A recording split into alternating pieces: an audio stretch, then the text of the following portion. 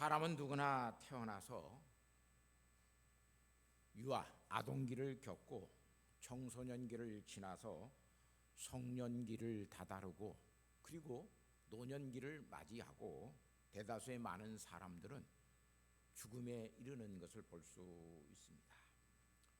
이렇게 사람들은 그런 발달적인 심리학을 통해서 유아기 때와 청소년 때, 성년기와 노년기 때의 지혜와 지식, 아는 것들이 어떻게 깊어지고 사람과의 대인관계를 어떻게 맺는가를 그런 것들을 통해서 우리는 알 수가 있습니다.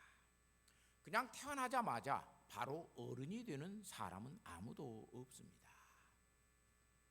어른이 된다라고 하는 것은 그만큼 경험과 그 경험 속에 있는 그리고 지혜와 그 살아오는 과정 속에서 배우고 알고 있는 지식들을 통해서 사람은 어른이 되는 것을 볼 수 있습니다. 이렇게 사람에게도 성숙의 단계라고 하는 단계가 있어요. 예수 믿는 사람에게도 신앙의 여정이라고 하는 것이 있어요. 믿음의 사람에게도 믿음의 길을 걷는 단계가 있는 것을 알 수 있어요. 그냥 중생에서 바로 오늘 우리가 성화되어져 가고 하나님을 영화롭게 하는 사람으로 살아갈 수는 없어요. 그래서 빌립보서 3장 12절 말씀에 내가 이미 얻었다 함도 아니요 온전히 이루었담도 아니라 오직 내가 그리스도 예수께 잡힌 바 된 그것을 잡으려고 달려가노라 그래요. 사도 바울은 믿음의 삶이라고 하는 것이 뭐냐면 예수 그리스도께서 잡힌 바 된 예수님께서 오늘 우리에게 거기까지 오라고 하는 그 표대를 향하여 달려가는 것이다 라고 14절에 다시 이야기하고 있어요. 표대를 향하여 그리스도 예수 안에서 하나님을 위해서 부르신 부름의 상을 위하여 달려가노라고 이야기를 하고 있어요.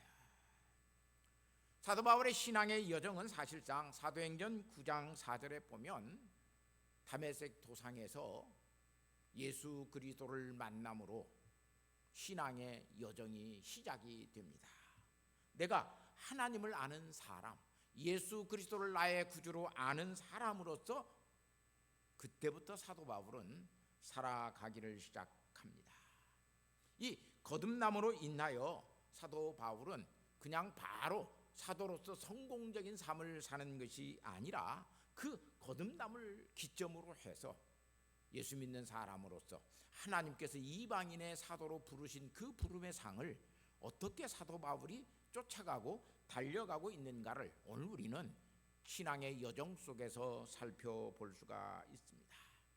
사도 바울은 그렇게 살았던 그것을 디모데후서 4장 7절 말씀에 나는 선한 싸움을 싸우고 나의 달려갈 길을 다 마치고 믿음을 지켰으니 그래요.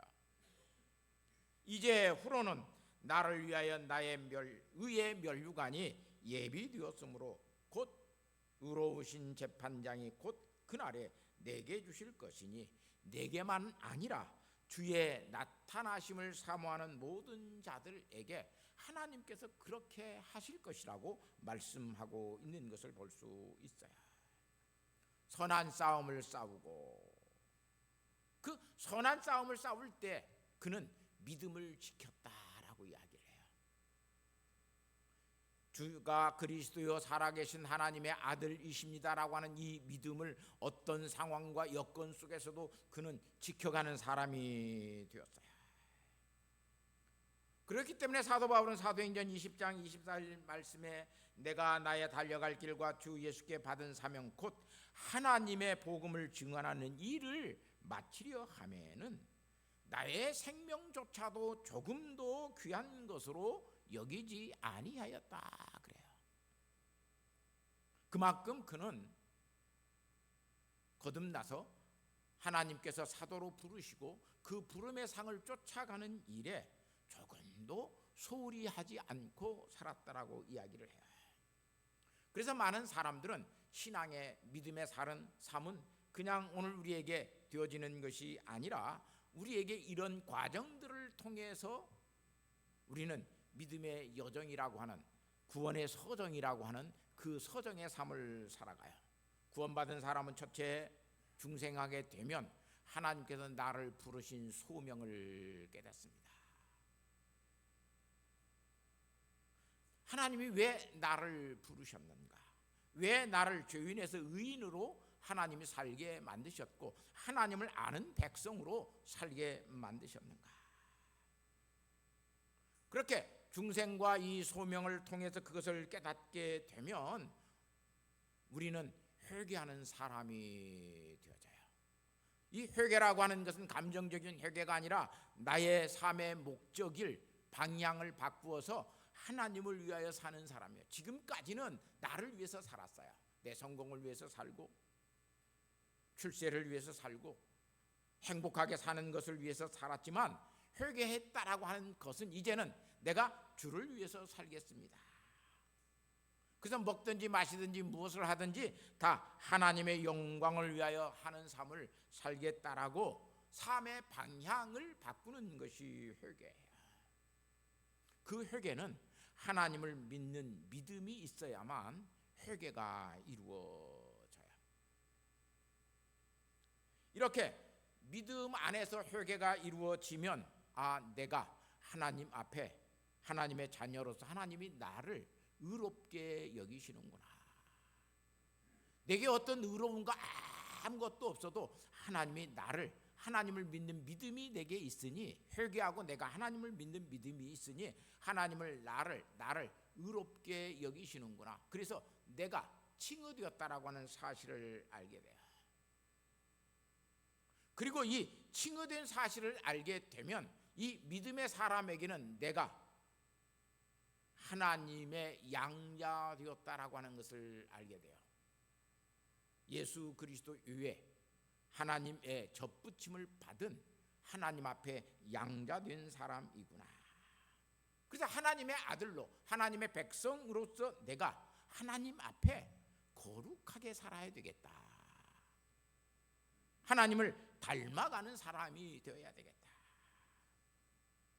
이 성화되어져 가는 과정 속에 성도에게 많은 어려움이 있어요. 성화라고 하는 것은 그냥 되어지지 아니에요. 그래서 많은 어려움이 있기 때문에 견인이라고 하는 성도의 견인이 필요해요. 인내가 필요해요. 그 인내의 과정을 통해서 성화는 견인의 과정 속에서 성화되어져 가요. 아무 어려움이 없으면 성화되어져 가지 아니에요. 그래서 이 견인되어져 가는 이 삶 속에서 성화되어져 가고 성화되어져 가는 사람이 최종적으로 누리는 것이 뭐냐면 영화라고 하는 단계에 이른다고 조직신학에서는 구원의 서정에 대해서 그렇게 이야기합니다. 자, 어쨌든 어떤 사람이든지 예수 믿는 사람은 거듭난 사람으로서 믿음의 길을 걷기 시작해요. 이 믿음의 길을 걷지 아니하는 사람은 사실상 믿음으로 살지 않는 사람인 것을 알 수 있어요. 달려갈 길을 다 달려갔다라고 사도 바울은 오늘 우리에게 고백하고 있는 것을 볼 수 있어요. 믿음의 조상이라고 했던 이 아브라함도 창세기 12장에서부터 믿음의 삶이 시작됩니다. 그때 나이가 그는 75세였다라고 이야기합니다. 그리고 그는 175세에 죽습니다. 그러니까 100년 동안을 그는 믿음의 삶을 살고 있는 사람이라고 하는 것을 알 수 있어요.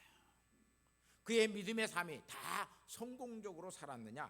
그러지 아니했습니다. 아브라함 같은 사람도 믿음으로 살기를 작정하고 하나님의 부름의 상을 위하여 그는 갈대아 우르에서 가나안에서 애굽으로 내려가고 애굽에서 다시 가나안으로 오는 그 우여곡절의 모든 삶들을 살고 있었지만 그의 삶은 결코 순탄한 삶이 아니었습니다.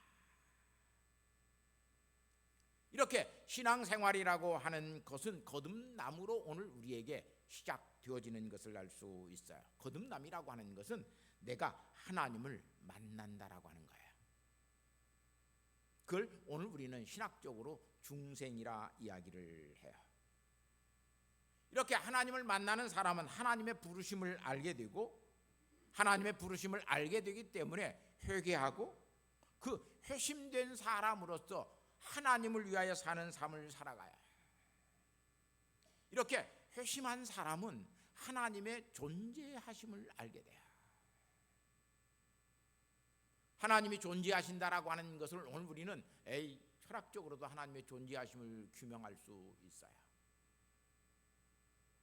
과학적으로도 하나님이 계시다라고 하는 것을 알 수가 있어요. 존재할 수 있어요. 그렇게 하나님을 아는 것은 아는 것이라고 이야기하지 아니에요. 하나님을 내가 인격적으로 만난 그것은 하나님께서 나를 구원하셔서 하나님의 자녀 백성 되게 하셨다라고 하는 것을 알게 되었을 때, 하나님의 구원을 알게 됐을 때, 나의 구원을, 하나님께서 나를 구원하셨다라고 하는 것을 내가 알게 되었을 때에 하나님과 내가 인격적으로 만나게 되는 거예요. 이것을 중생의 경험이라고 성경학자들은 이야기해요. 이 회심의 체험이 있어야 내가 하나님의 백성이구나라고 알게 돼요. 이 회심의 체험을 가지고 있는 사람들은 그래서 하나님이 나와 동행하신다라고 하는 것을 알아요. 성령님이 내 안에 계신다라고 하는 것을 알아요. 이런 사람들은 하나님의 임재 체험을 늘 이루고 사는 것을 볼 수 있어요. 오늘 또 성령 하나님이 우리의 마음속에 계시는 사람은 예배를 드리는 사람과 함께 있음으로 인하여 더 풍성하게 하나님의 임재를 경험해요. 이런 임재의 경험이 없으면, 하나님이 나와 함께 하신다라고 하는 경험이 없으면 우리의 신앙생활의 여정은 시작될 수 없어요. 저는 모태신앙으로 살았습니다. 저는 목사의 아들로 태어났고 태어나자마자 저의 아버님은 목사님이셨습니다. 내가 바로 예수를 믿은 것이 아니고, 세례는 중학교 때 받았지만 내게는 사실상 중생의 체험이 없었습니다.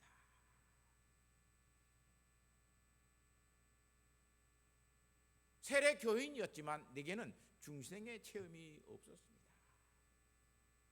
성경처럼 믿을 수 없는 책이 없다라고 늘 성경을 보면서 이런 부황부황한 책이 어디에 있느냐. 나는 예수를 믿지 않겠다라고 생각한 사람 중에 하나였습니다. 대학에 들어갈 때도 정말로 하나님이 없다라고 하는 것을 한번 규명해 보고 싶어서 신학대학에 갔습니다. 대학 1학년 때 정말 하나님은 살아 계시는구나를 내가 깨닫고 하나님이 살아 계신다라고 하는 것을 알게 되었을 때에 하나님의 말씀이, 성경 말씀이 교리적으로 믿어지게 되었고 알아지게 되었고 하나님을 믿는 사람이 되어져서 하나님과 동행하는 삶을 살아가기 시작합니다. 그때 제 신앙생활의 모토가 뭐였냐면, 과거를 이상화하지 말라.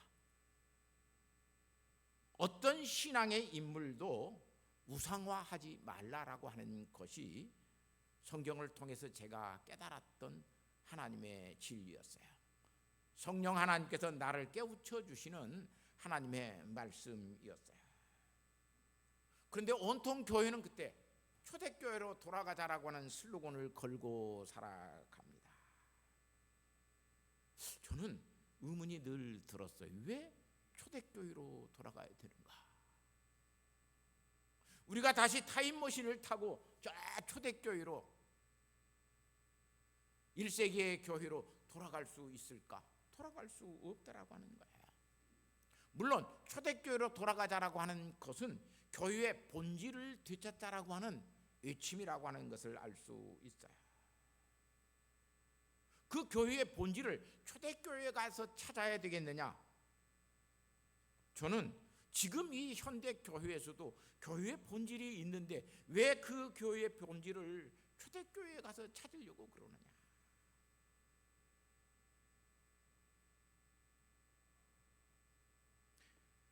그래서 굉장히 마음에 반발을 많이 가지고 있었고 그런 거에 대해서 시큰둥하게 생각을 했습니다. 왜냐하면 너무나 과거를 이상화시켜서 우리를 믿게 하려고 만들기 때문에 그래요. 아무리 초대교회로 돌아가려고 해도 내가 초대교회 성도가 될 수가 없고 내게 말씀을 전하는 사람이 베드로일 수가 없는데 거기에서 어떻게 교회의 본질을 찾겠느냐라고 하는 늘 의문이 있었기 때문에 그런 슬로건에 대해서 크게 동요하지 않고 그냥 내 믿음의 선한 싸움을 싸우면서 믿음의 삶을 살아갑니다. 그뿐만 아니라 많은 사람들이 성경에 나타난 사람들 또는 교회에서 역사상에 있었던 걸출한 신앙의 유인들을 우상화시킵니다. 이것은 절대로 우리의 신앙 속에서 있어야 될 일은 아니다. 어떤 사람을 모범화해서 그것을 규범화해서 사람들이 그렇게 살아가는 것은 내가 사실상 아브라함 될 수 없잖아요. 내가 사도 바울 될 수 없어요. 그런데 그렇게 우상화해서 그런 사람이 되도록 우리에게 말씀하는 것은 이건 신앙을 잘못 적용하고 있다라고 생각을 하였습니다. 예수님 당시에도 사람들은 세례 요한을 우상화했습니다. 사도행전 13장 25절 말씀해 보니까 요한이 그 달려갈 길을 마칠 때 말하되 너희가 나를 누구로 생각하느냐? 나는 그리스도가 아니라 내 뒤에 오시는 이가 있으니 나는 그 발에 신발끈을 풀기도 감당하지 못할 것이다. 나를 메시아로 여러분 생각하지 마십시오. 나는 메시아가 아니다라고 하는 말을 하고 있어요. 왜냐하면 세례 요한을 이스라엘 백성들은 우상화해서 이야 저분이 메시아이구나. 우리는 사실상 어떤 신앙의 유인을 우상화시키기 시작하면 예수 그리스도를 알 수가 없어요. 하나님을 알 수가 없어요. 우리 장로 교인들은 칼빈을 우상화할 때가 굉장히 많이 있어요. 칼빈을 우상화하고 칼빈의 기독교 강요를 성경책과 동등한 것으로 여기게 되게 되니까 오늘 우리는 예수님을 몰라요.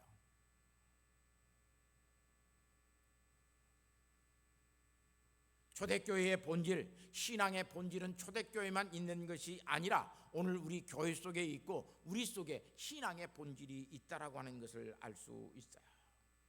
거기까지 가서 과거를 이상화시키고 신앙의 인물들을 우상화시켜서 신앙의 본질을 찾고 믿음의 본질을 찾으려고 하는 것은 매우 잘못된 것임을 알 수 있어요.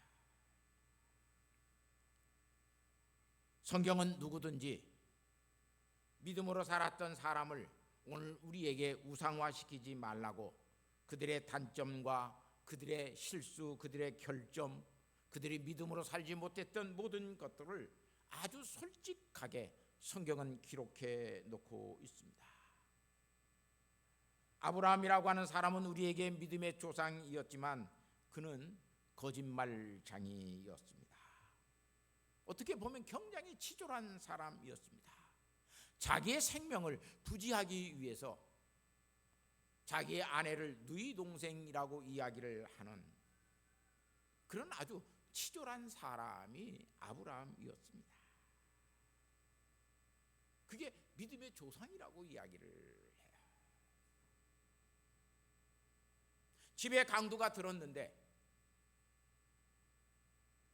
아내를 겁간하려고 그러니까 눈을 딱 감고 빨리 하고 가십시오 라고 하는 것과 마찬가지예요.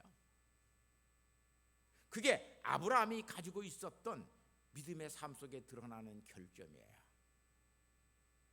그런데 오늘 우리는 아브라함은 이삭을 하나님 앞에 바쳤다라고 하는 그것만 이상화시켜서 믿음의 조상이라고 말을 할 때가 너무 많아요. 성경의 위대한 노아라고 하는 사람은 방주를 주어서 인류를 구원한 사람이에요. 성경에 보면 그는 당대의 완전한 자라고 이야기를 해요. 그런데 그는 백주대낮에 술을 마시고 너무나 주사가 심한 사람이었기 때문에 옷을 활라당 벗고 자식들에게 조롱거리가 되고 있는 사람이 노아라고 하는 사람이었어요. 우상화시켜야 할 근거가 사실상 없어요. 그들에게도 얼마나 많은 단점과 결점이 있는가를 알아야 돼요. 이스라엘의 성군이라고 부르는 예수 그리스도를 그래서 이 다윗의 후손이라고 말을 할 수 있는 이 다윗이라고 하는 이 사람은 사무엘상 13장 14절 말씀을 보면 하나님의 마음에 합한 사람이었어요. 하나님의 마음에 맞는 사람이었어요. 그런데도 그는 왕이 되어져서 간음을 하고 자기 자신의 그 치정의 모든 것들을 덮기 위해서 자기의 충신을 죽이기까지 한, 살인까지 한 사람이 다윗이었어요. 그런데 오늘 우리는 다윗을 굉장히 우상화합니다.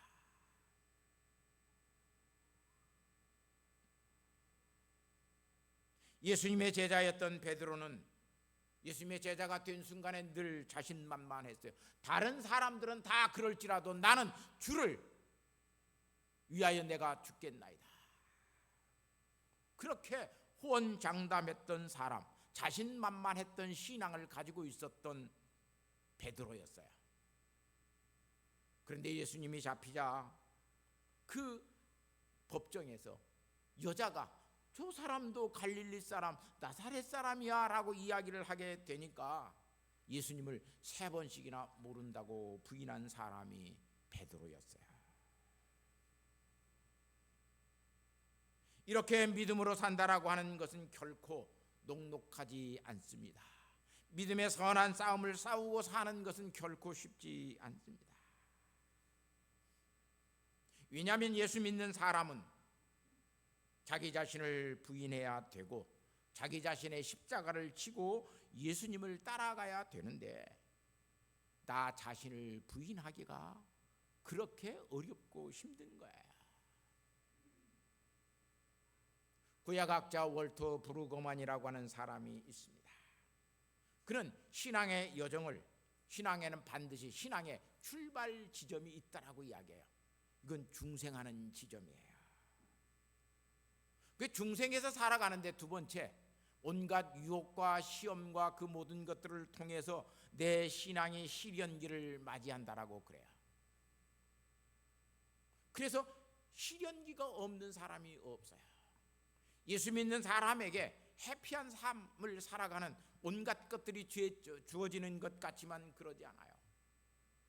다 고민이 있고 고통이 있고 아픔이 있고 내 뜻대로 되어지지 아니해서 절망하는 과정들이 오늘 우리 속에 얼마나 많이 있어요. 그래서 반드시 믿음에는 시련기가 있다라고 이야기해요. 시련기는 오늘 우리에게 수많은 시험이 있는 기회예요.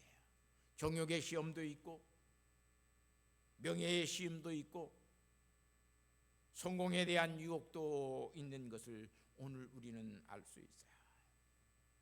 그런 시련기를 통해서 영적 회복기, 다시 말하면 믿음으로 회복되는 기가 있다라고 월터 브루거만은 이야기를 합니다. 이런 새 시기가 오늘 누구에게나 있습니다.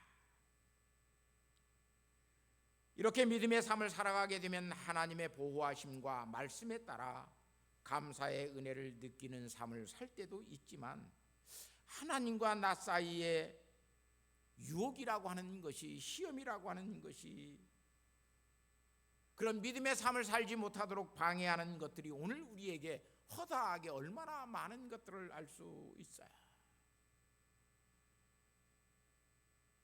자기 자신의 욕망에 자기의 마음이 기울어져 버리면, 자기 자신을 그래서 부인하지 못하면 믿음의 삶을 살 수가 없어요. 자기의 욕심을 따라서 살게 될 때 사람들은 수많은 낭패를 겪습니다. 욕심이 주는 유혹을 부인하지 아니하기 때문에 오늘 우리는 그런 믿음의 시련기를 겪습니다. 회심했다고 금세 그것이 우리에게 아무 시련도 없고 욕심도 없고 그냥 믿음 안에서 초탈한 삶을 살아갈 수 있는 사람은 아무도 없습니다. 오늘 우리에게는 믿음의 이 시련기를 통해서 우리는 자기 자신을 부인하는 법을 배우고 절망을 넘어서서 희망으로 나아가는 길을 얻게 됩니다. 그뿐만 아니라 의심이라고 하는 것을 극복하면서 경건의 훈련을 하는 사람이 되기도 합니다. 허영이라고 하는 육심의 그 욕심을 뿌리칠 수 있는 능력도 가지게 됩니다. 그런데 오늘 우리가 경건의 훈련을 하지 않고 믿음의 시련기 속에서 자기 자신을 부인하지 아니하고 자기의 십자가를 지지 않고 날마다 다른 사람에게 나의 십자가를 남에게 지으려고 할 때가 너무 많습니다. 내가 아닌 다른 사람이었으면 좋겠어요. 그런 유혹과 시험은 내가 아닌 다른 사람이 겪고 나는 그러지 아니했으면 좋겠어요. 나에게는 시험이 없었으면 좋겠어요. 나에게는 유혹도 없었으면 좋겠어요. 여러분, 오늘 우리는 그렇게 살아가려고 그럽니다. 예수님은 마태복음 14장 6절 말씀에 예수께서 이르시되 갈 것 없다 너희가 먹을 것을 주라 그래요.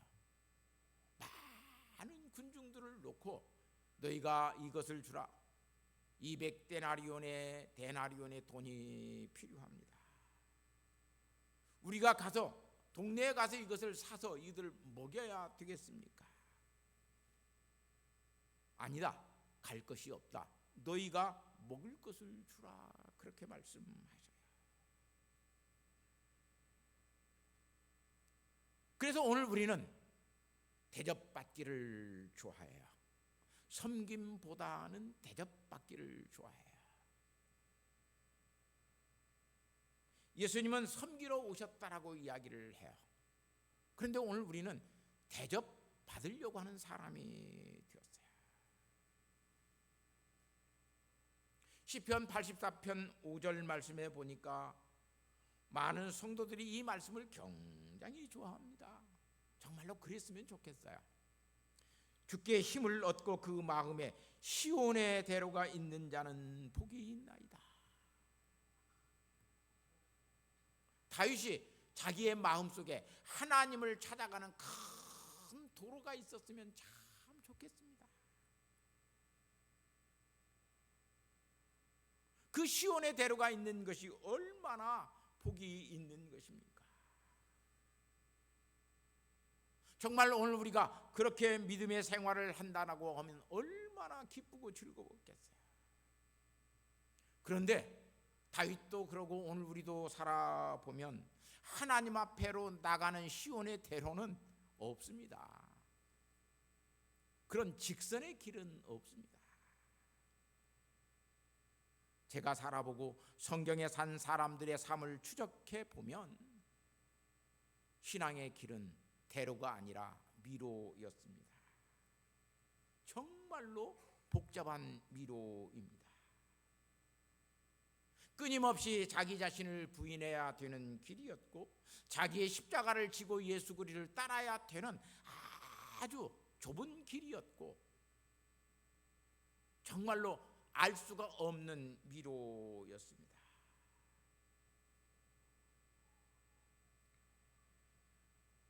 이런 신앙의 길, 이 미로의 길을 걷는다라고 하는 것이 얼마나 어렵겠습니까? 사랑하는 성도 여러분, 신앙의 대로를 걷고 있습니까? 아니면 정말로 예수님이 그래서 말씀하십니다. 좁은 문으로 들어가라. 미로가 있는, 미로로 갈 수밖에 없는 좁은 길을, 좁은 문을 선택해서 오늘 우리는 걸어가고 있는 사람입니까? 미로를 선택해서 걸어갈 때 오늘 우리에게 기쁨이 되지 않는 일들이 너무 많습니다. 왜 내 인생이 이래야 돼? 왜 나만 이런 시험을 당해야 돼? 하나님은 대체 있는 거야, 없는 거야? 왜 하나님은 수수방관하고 계셔? 내가 그렇게 가서 기도했는데도 왜 하나님은 내 기도를 안 듣는 거야? 마음에 불만과 원망이 가득 차 있습니다. 그러면서 오늘 우리는 자꾸 어디에서 멀어지냐면 믿음의 길에서 자꾸 떨어져 나가고 멀어져 가게 됩니다. 내 계획대로 안 되기 때문에, 내게 어려움만 있기 때문에 그럴 때가 굉장히 많이 있어요. 예수님은 계시록 2장 5절 말씀에 그런 사람들에게 이렇게 말씀합니다. 그러므로 어디서 떨어졌는지 생각하고 회개하여 처음 행위를 가지라. 만일 그리하지 아니하고 회개하지 아니하면 내가 내게 있어 내 촛대를 그 자리에서 옮기리라고 말씀합니다. 신앙생활을 하면서 예수님의 제자로 산다는 것은 정말 어렵고 힘든 일입니다. 우리는 우리의 상황 때문에 촛대를 잃어버릴 때가 너무 많습니다. 유혹 때문에, 욕심 때문에, 어떤 내게 있는 시험과 시련 때문에 촛대를 잃어버리고 잘못된 길로 갈 수 있는 미로의 길 속에서 길을 잘못 들어갈 때가 많이 있습니다. 또 그뿐만 아니라 신앙의 길을 왜곡시키는 사람들도 우리 주변에 너무 많은 것을 볼 수 있어요. 사랑하는 성도 여러분, 여러분은 지금 어떤 길을 걷고 있습니까? 예수 그리스도라고 하는 푯대를 잃어버리면 미로에서 절대로 앞으로 갈 수가 없습니다. 바른 길을 찾아갈 수가 없습니다. 유혹을 이길 수도 없고 자기의 욕심을 극복하고 부인할 수 있는 사람이 되지도 못합니다. 그러면서 항상 생각하는 것이 옛날로 돌아갔으면 좋겠다라고 하는 생각을 해요. 옛날로 돌아갔으면 좋겠다. 왜? 지금 이런 과정과 이런 현실 어려움이 없었을 때 그 옛날로 돌아갔으면 좋겠다.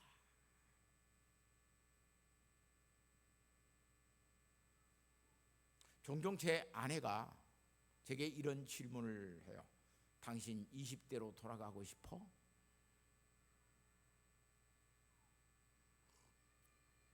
우리 성도들, 여러분들의 젊은 날로 다시 되돌아가고 싶습니까?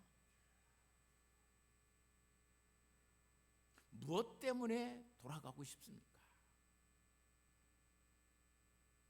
저는 20대로 그 대학 시절로 돌아가고 싶은 생각이 요만큼도 없어요. 왜냐하면 그때로 돌아가도 그때만큼 더 잘 살 수 있는 자신이 없어요.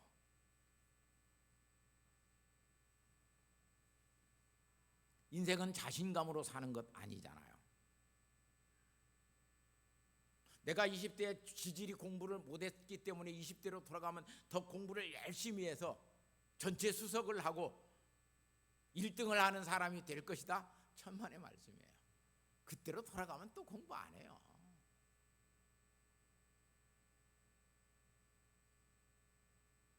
그래 돌아가고 싶은 생각이 없어요. 지금 이 나이에서 조금만 내가 더 견디고 조금만 더 버텨내면 내 신앙의 여정도 끝날이라고 생각을 해요. 얼마나 복되어요.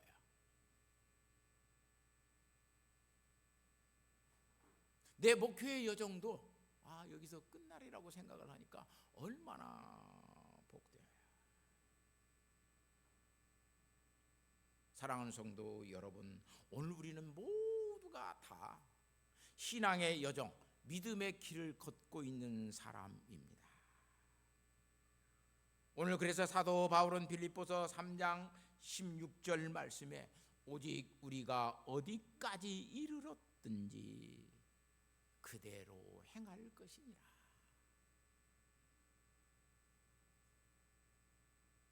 우리 성도들에게, 나이 드신 연로하신 우리 어른들에게 정말로 하나님의 나라에 대한 소망, 천국에 대한 소망이 있었으면 좋겠어요.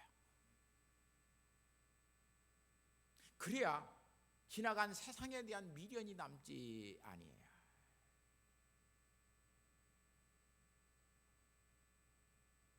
마태복음 14장 42절 말씀에 예수님께서는 제자들에게 이렇게 말씀하십니다. 일어나라, 함께 가자. 보라, 나를 파는 자가 가까이 왔느니라. 자기 자신을 부인하고 자기의 십자가를 지고 믿음으로 산다라고 하는 것을 어떻게 제자들에게 보여주시려고 일어나라, 함께 가자 그래요. 거기에는 예수 그리스도에 대해서 의심하는 도마도 있습니다. 주여 그리하지 마옵소서, 그렇게 막아섰던 베드로도 있습니다. 그런데 예수님은 관여치 않고 일어나라, 함께 가자. 나를 파는 자가 가까이 왔느니라.